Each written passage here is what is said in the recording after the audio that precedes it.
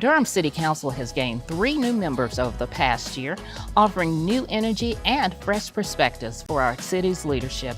They include Mayor Elaine O'Neill, who we spoke with earlier this year, as well as Leonardo Williams and Dr. Monique Holtze-Hyman. While their approaches to their work are different, they all are committed to giving 100% in service to our community. Welcome to City Life. I'm Beverly Thompson. Joining me to talk about their goals for the council as well as the city as a whole are Council Member Leonardo Williams and Council Member Dr. Holtze-Hyman. Thank you both for joining me today. I really appreciate it. It's good to be here. Good to be here, yes. So Councilmember Williams, let's get started with you, okay? You represent Ward 3. You're a restaurant owner, an education activist, and a former educator and a school administrator. Now, with all of this experience, what is it that you feel like you bring to the council? Well, you just named why I have so many gray hairs growing so fast Okay. in my beard. I've lived a life of seeking, throughout this journey of how can I not only be a part of my community, but how can I play my part in making it better, and it was for me retroactively looking back like, wow, I'm actually in a really fortunate situation to be able to have explored from one end of the social spectrum to the other, from education to entrepreneurship, from employee to employer. And from those perspectives, it's like, wow, we get to, be a part of contributing to the solutions, with solutions to the issues that we talk about so often. And so when I, thought about, what the role of city council is, we have the presidential elections, the state elections, but, it's the local elections that have a direct impact on the day-to-day life to individuals. And if I could just give someone a job, position them to make a choice, and help them get closer to a better quality of life, then I can do that. All right, sounds good. So, Councilmember Holtze-Hyman, you represent the at-large seat and have more than 25 years of experience in direct practice and administrative leadership, positions in social work with a focus on mental health and child welfare. And you also have another 17 years of experience in higher education. What an amazing background to bring to City Council. What is it that you feel like you actually contribute to being on City Council with that kind of background? Well, first of all, thank you for that question. I am indeed honored and I'm privileged to, first of all, be able to fill this seat, at-large seat. And so I think what I bring is a unique perspective. I have the history of fighting for social and economic justice for all. As an educator, as a social worker, we are trained to look at complex issues from a micro, meso, and macro level. We are trained to look at things from an environmental perspective, from an ecological perspective, from looking at all the way systems kind of interact with each other that affect people of all different well-beings. And so I think that I bring from my experience also my level of quality assurance, my level of being a visionary, transformational skills that I bring to the table. But again, looking at people from a holistic approach, that person and environment. I know people say, well, why didn't she go to the county? Well, the county didn't have an opening. Number one. And number two, I really feel that I bring a unique perspective because right now with some of the things that the city is dealing with, bottom line is a lot of those things have to do with the person in environment. Exactly. So, yeah, great. We're so happy to have you. So Councilmember Williams, what really made you want to be on City Council? Because campaigning and actually running, I mean, it's very different. It's a job. So why did you want to take that major step? I did it. I didn't want to. I as a restaurant owner, we were busy enough, but also, when major events happen in the community, it sort of spark a certain type of, urgency in you. When the McDougal terrorist crisis happened, it wasn't the city, it's a federal government property. It's not the city, but under the leadership of Steve Schewel, he said, we're going to fix this. And so I, as many others in the community, thought, wow, how did the city let this happen? And it wasn't, but the city stepped up, and I really, when I understood that, I was like, wow, I want to be a part of that type of work. So as a private citizen, I'll do my part. But then when the pandemic came, we almost lost our business, and we did need help. and we wanted our city to step in and help us. And we said, as local small businesses, and business owners, we are the beholders of the local economy. And I, wanted our council colleagues to see that. And so I stepped into action with a few others, and we came up with building relationships to generate $3 million. And that was to save small businesses in Durham. And we still have some of that money left in our Department of Office of Economic Workforce Development today. And when I realized that, just taking action, it's like the flap up of butterfly's wings. Take action and it could create something big, And I thought, maybe I should actually, bring that perspective to the council. And so I looked amongst the council and I said, I think they could use a small business person on there. And I decided to take that leap of faith and jump out there. I got my son and my wife's permission. And that's always important. Yep. Made it happen, and I didn't run a traditional campaign, but I will say being in office is extremely different than campaigning. Campaigning this is what I'm going to do. You get in office and it's a reality and it shows you how to do it, so. Right. So Councilmember Halsey Hyman, what about you? I know you're selected to replace former Councilmember Reese, and obviously you made a great impression on sitting council members as well as the public. So what made you actually want to take that step and put your hat in the ring for city council? Well, I did. Number one, I prayed on it. And number two, since 2006, when I relocated from New York to Durham, I got right into the grassroots of stuff. And so I started volunteering and doing things behind the scenes. So I'm really a community activist, but I've been behind the scenes. And so I started on my first board that I was appointed to was the Mental Health Board. Then I was appointed to the Alliance Health Behavioral Board. And then I was appointed to the Durham Social Services Board, where I presently now still serve as vice president. Because I think city and county definitely also need to work together. But then I also fell into my volunteering around city issues and was appointed to the Citizen Advisory Committee, where we work on housing issues. And I really found a passion about, I know we need, and I hate that word affordable housing, but we need housing. And so I learned some of the things about, how we can be strategic in making sure that we're planning for not just one population of people, but all. And I just really felt like I wanted to also sit at the table, instead of being behind the scenes, sit at the table with people that I saw were not only professional, but passionate about change in Durham. So I wanted to push a seat up to the table and be it with people that I know that are just as passionate as I am about making sure that everybody in Durham have a very positive well-being of life. So you're in the room where it happens, for sure, right? And I heard her speak to her students too, and I was like, okay, I know what's next. Right, all right. So Councilmember Williams, okay, what is the actual biggest difference between your role in the community and what you do now as a council member? My role in the community is to acknowledge issues in solidarity. I'm like, wow, we need, folks say we need more housing. I'm like, yeah, we do need more housing. Oh my gosh, we can't find jobs. Yeah, you know what? We do need more jobs. It's like, oh, now we have jobs, and business owners like, we can't find people to work. Like, you know what? Yeah, you're right. Now it's like, oh, we need housing. And it's like, I'm working on it. What you gonna do, right? So, I'm just now in a practical role, and I'm finding that, I gotta say, oftentimes the narrative is hijacked. And we as council members have to be more intentional about not only facilitating understanding to our community members, our constituents, but we also have to be communicators of what's, practical, what's realistic, what's not realistic, why this is happening, why that's happening. And I'm finding myself in a role where I'm having to go back to my teaching days and start educating. And that is really good for myself, my colleagues, but especially our constituents. It's so easy to say, why don't you just tell them to build this and build that? But then when you realize 2 words, it's called by right.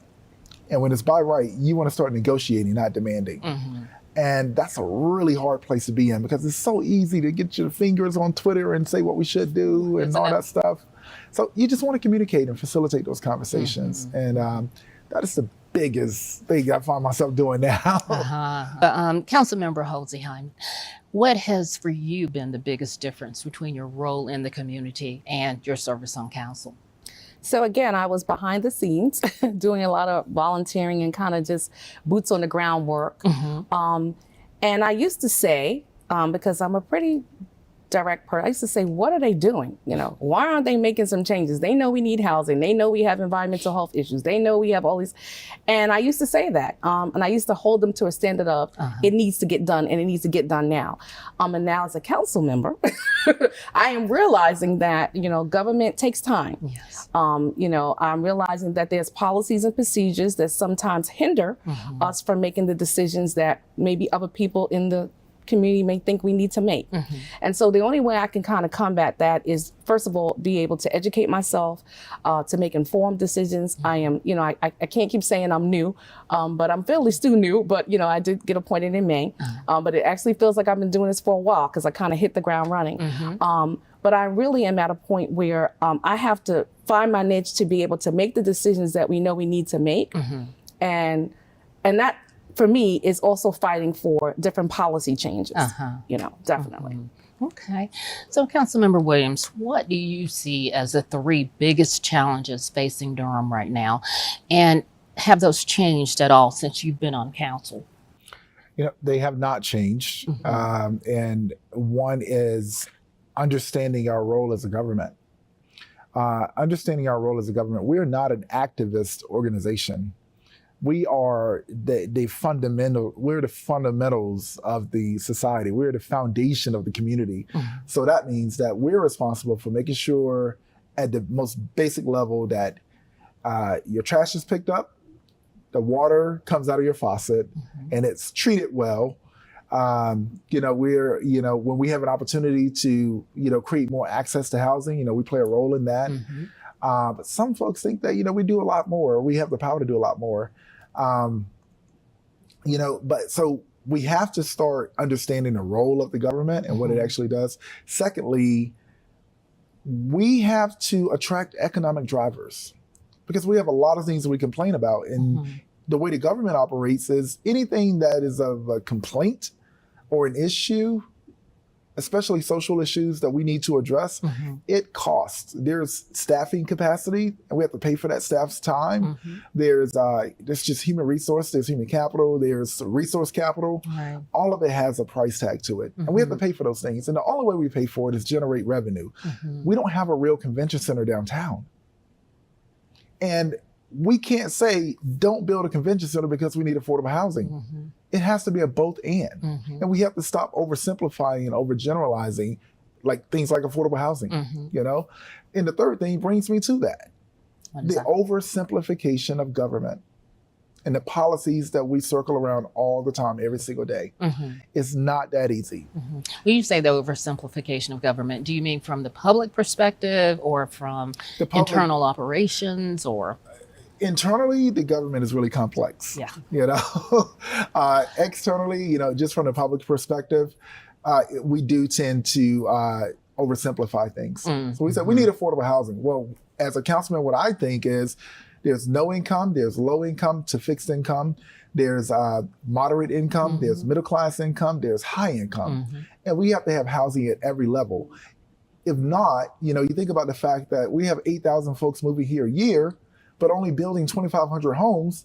So the high income folks are coming to take up whatever is left there. Then you have the middle class folks, they're taking up whatever housing stock, and whatever is not, they push down to the next level and the next level and the next level. And what happens is because of supply, we're pushing down and pushing out. And that is really complex. And when you think about the restrictions that we have in North Carolina, we're a Dillon Rule state. So the restrictions we have around housing, it does get really complicated to be able to say, we need affordable housing, we're just going to build it. The city doesn't build. You know, we work with the development community, and when we have land assets, we then let them acquire that with an arrangement. So it's just so complex. It is. You know, and I don't want to do a disservice to our community to just let it be out there. We need affordable housing and just let it be. Well, what is affordable housing and to whom? Yeah, that's right. So, Councilmember Halsey Hyman, what do you think about that? And with that, what is your vision for Durham? So, I wish I had a crystal ball and just kind of flick in and say, this is all going to change. But I also would like to see, one of the reasons why I relocated to Durham was to give my family a better way of life. I came to visit Durham. I'm like, people are living pretty good down here back in 2006. And so I want that to be the vision for all people. Not only do I want us to be still attractive for people that want to come to Durham, right? But I want us to not forget about the people who've had the grassroots here in Durham, who have their history here in Durham. I want them to also have a Durham where they can still have affordable, I don't want to say affordable, sustainable, housing, well-being, environmental issues. And again, I'm a big person also fighting for environmental justice, but I want us to have appropriate education, safer communities, again, the environmental issues, the housing issues. So all of those things I would like, if I had a crystal ball and if I had a wand to just say, I need to fix this now, that's what I would want. Now, I know that's not realistic. Well, I was going to ask you, can that be achieved? I know that's not realistic, but what I'm going to do is try to make informed educational decisions to get some of that done. I'm very happy with the new program that before I came on council was already in the beginning stages, but the community safety program where we have the HEART program, where we have the social workers going out in the field with police, right? That's innovative thinking, right? That is using an area that we know we need to improve and using another way to kind of, as I say, skin that cat. So that's innovative, thinking outside the box and being creative. And I think that's another thing that I also bring to this council because I'm very creative. I come from humble beginnings, so I have to be able to kind of pick up my bootstraps, right, and kind of go from one level of function to another. And so that's what I want for all of and I'm at large. So it's not just a particular area, but it's for all the population of Durham. But every different area might be facing different things. Like from a holistic overall perspective, we all have maybe some of the same things, but there might be an area where crime is higher. There might be an area where we need more housing. There might be an area where we're fighting for environmental health issues. So I just would like to see us make, and I'm going to make sure, I'm going to charge myself, which I have been trying to do, to make informed decision with integrity, with the value of all people of Durham at stake. Okay, so let's pivot a little bit. Durham is a great place. We know that, right? We know that. So when you go out of town and you brag about Durham, what is it you say? I mean, what is so great about this city that we all love? Well, I obviously relocated here, so I was like, yes, like I said, people are living well when I came in 2006. But we're a city of medicine. People come from all over the world to obtain our level of medical facilities. I honestly laugh and joke with my people from New York, my family, because I have done more cultural and more like things here than I did in New York. So I've done more Broadway plays. It's just so complicated to try to get down to see it on Broadway. But I've done more of that here. So I love the fact that we have a diverse population of people, right? I love the fact that we have arts, we have culture, we have the city, we have, I say, some of the best educational institutions. Shout out to NCCU, where I'm a professor, but we have Duke, we have Durham Tech. And I just think it's a place where I think I pride myself in being a person from Durham, because let me tell you something about Durham. I know our animal is the bull, but we have some tough, strong people here. Yes. And I love the fact that we have people come, not only do they email me, they call, they come to our city council meetings. They are invested in Durham. You don't have a lot of places where people in the community are that vested. And so I want to be that person, to not only walk with them, walk beside them, and be the person that knocks down some of these barriers and obstacles for our city. So I'm going to be that bull for our city. I believe it. That is great. So Councilmember Williams, what about you?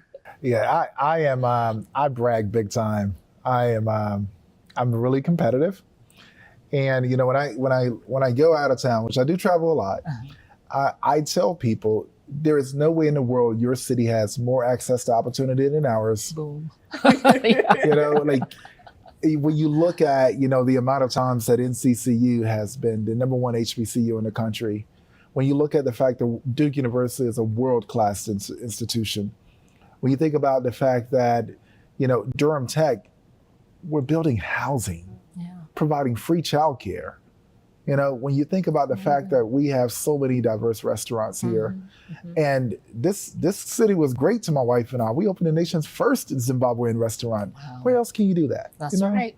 So Durham is a place of firsts. Durham is a place of opportunity. Durham is receptive to inclusivity. It's receptive to diversity. I was at a coffee shop one day and just literally out just reading, and I think a cool car drove by and someone said, "Wow, that's cool." And I was like, "Yeah, it is." And we just started a conversation, and then another person joined us, and another person joined us, and before you knew it, was 6 people. And at the end of the conversation, we realized that it was 6 people of 6 different nationalities. Wow. And we Says a were lot. all talking about the cool car and the weather, drinking coffee and just enjoying ourselves. Only in Durham. That's Durham. That is so Durham. That is Durham. And Yeah.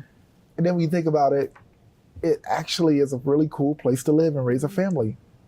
Yes. We have it all. We do. We have it all. So Amazing city. And It's a a lot of city of people are seeing opportunity. that right now. yep. Yes. So Yeah. they're making their way here. Now we got to mitigate that, right? Right. We have to mitigate our I'm not saying coolness. Keep Durham dirty, as they say, right? Yeah. So we're going to change direction here just a little bit.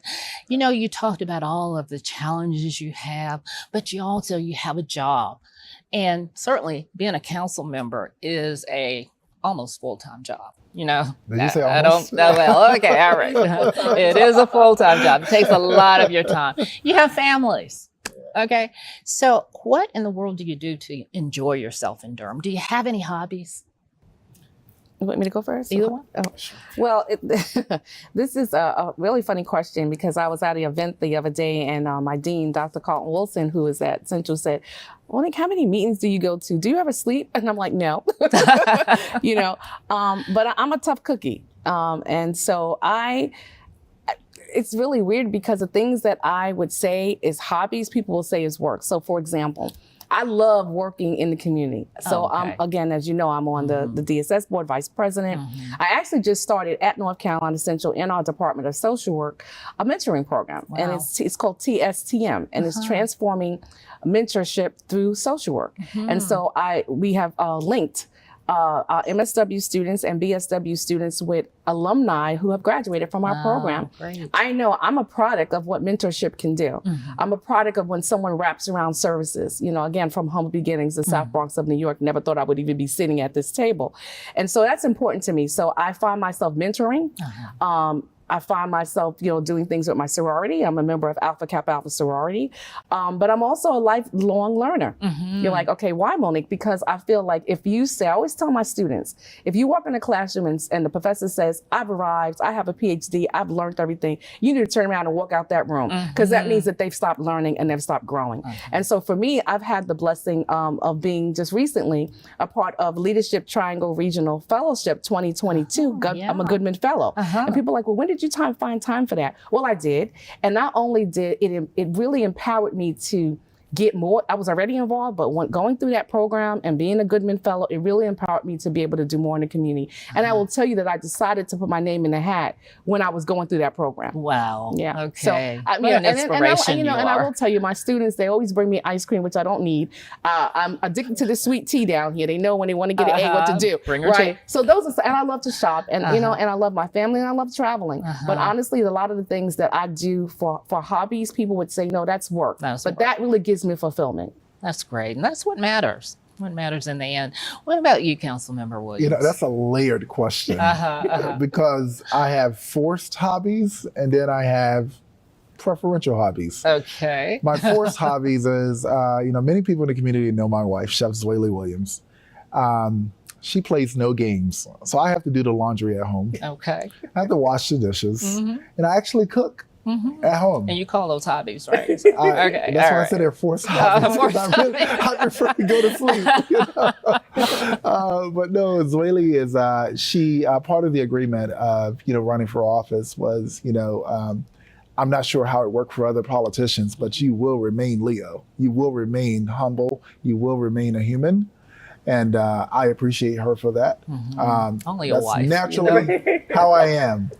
but I do have a bad habit of getting too involved sometimes. This is my soror right here. I'm a brother of Alpha Phi Alpha, so I have my fraternity activities, brotherhood. But also, this is something so interesting. I change my identity sometimes. I will throw on some shades, throw a baseball cap on backwards, T-shirts, some shorts, and some sneakers, and a backpack, and I'll get on a scooter and I'll ride all around downtown, and folks don't Really? even notice it.